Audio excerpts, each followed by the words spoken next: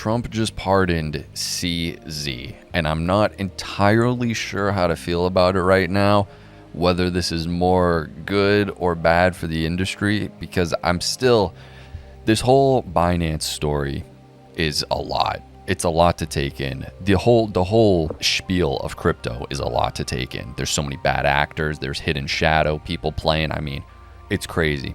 But the gist of what my knowledge is, and I'm still trying to always learn more. So Binance went after around 2019-ish, back when the Biden regime was really anti-crypto. So that gives it the guise already that they were just going after everybody in the industry. But on the same hand, Binance was found guilty of basically, we don't need KYC, know your customer. We don't need all these types of safety protocols to prevent, people funding terrorists and actually moving money to do very bad illegal things. And when it's all said and done, CZ has to serve about a 4-month prison sentence, get a little couple $1 million slap on the wrist, considering he's worth billions, would it be?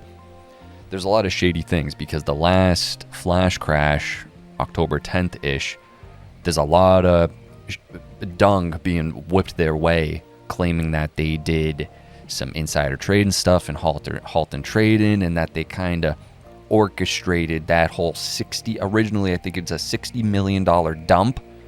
They orchestrated that into $19 billion in liquidations. And there's no kind of solid, I don't think, evidence that it's 19 billion. Could be a little bit more even. And there is a lot of weird stuff, man. Just stuff you gotta ask questions. You gotta ask questions, especially when you got criminals running around. I guess he willingly pled guilty to the charges of that, but they didn't technically find any defrauding or whatever from him. So he gets a little slap on the wrist and gets to go. Also, apparently, it is not a Chinese-based exchange, even though it started in China, but then China did a ban, so then they moved to Japan, Singapore. They hopped around a bit. And then around 2019, they basically banned the main Binance to U.S. customers, and then they made an offshoot called Binance US, which actually had to apply the rules, with a lot more boot on your neck, because the regular Binance does seem a little bit like a Wild West. I mean, you look at their Binance chain and their BNB token. That raised a question for me to start kind of digging into what's going on with that yet again during the flash crash. And around that time, its price soared past Solana and XRP. So obviously that was going to catch my attention. And they're trying to attest it to, growing market, people using it more, it's gaining more share. But we talk about having a majority stake. People think Ripple owns the majority of XRP when it's just factually not true. They own a hefty chunk of it, unless the escrow is pre-allocated, or a portion of it. But this guy, CZ, owns 64% of the circulating supply of BNB.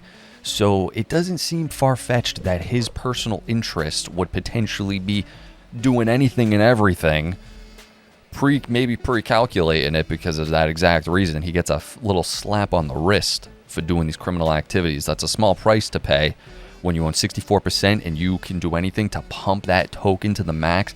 Granted, it has good tokenomics if you're holding it, because I guess it has an automatic burn mechanism or stuff like that. You got to fact check me on some of that sort of stuff. All in all, if this guy owns 64% of the circulating supply of the token is launching, and it just so happens with that flash crash and everything, it seems a little bit orchestrated. But then on the same hand, that's what I mean. We got to figure this out. We got to get to the bottom of this. On the same hand, I guess during the flash crash, they didn't profit. They actually had net losses, trying to prevent a further cascading effect of liquidations. So what I'm getting at is, I don't know. I don't think anyone will know for certain unless you're a huge insider. So that's why on this, I'm a little bit indifferent. On one hand, they did do crazy shit. On the second hand, I would like further evidence before I point fingers necessarily at them being responsible for the flash crash. And people are claiming this is bullish in some of the comments. I'd like to know why you think this is bullish. Let me know, because to me it just seems like typical, if you're rich and you got enough money and connections, you get a slap on the wrist and you can kind of run free. because as long as that exchange has 30 to 40% market share of all spot trading activity, daily users wise, and they're just going to continue to kind of run the Wild West. Sure, the US one has to abide by regulation. That's a little odd to me.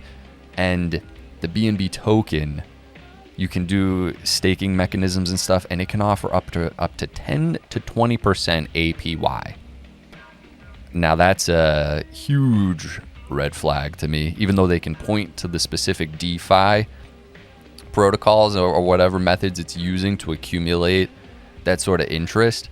Whenever you see something guaranteeing 10 to 20% APY, your eyebrows should definitely go.